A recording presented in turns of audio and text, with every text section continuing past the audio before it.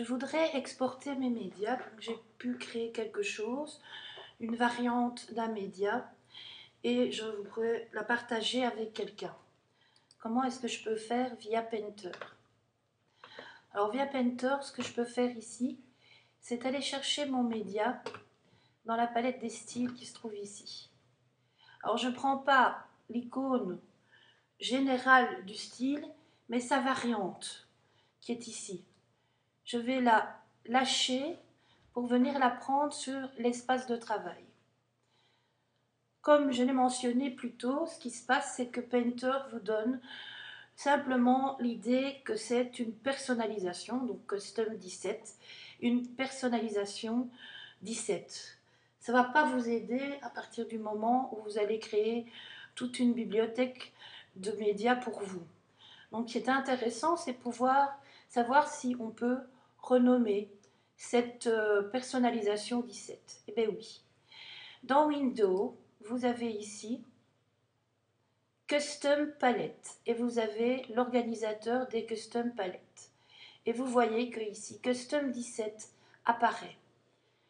Je vais donc cliquer sur l'organisation et je vais maintenant aller chercher mon média numéro 17 et je vais le renommer.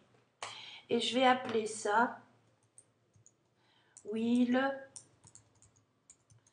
peut charger. Pourquoi? Parce que je vais vous montrer tout de suite que cette huile est très peu chargée en couleur. Elle me permet de diluer mon travail. Ça marche très bien au niveau de la peinture à l'huile, mais ça on verra plus tard.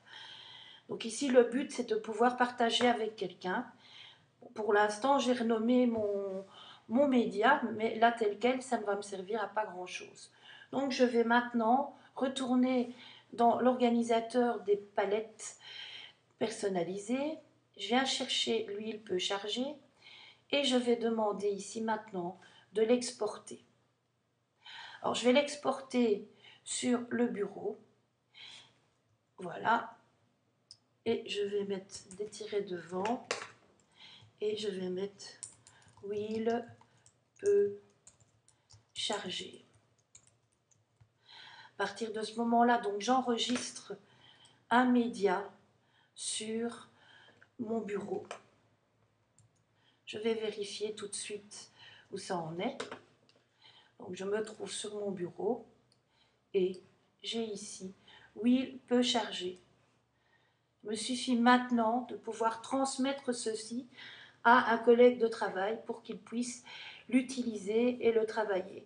C'est un peu comme dans Photoshop ou dans les programmes Adobe où vous avez la possibilité de détacher des bibliothèques pour les transmettre à d'autres personnes. Voilà.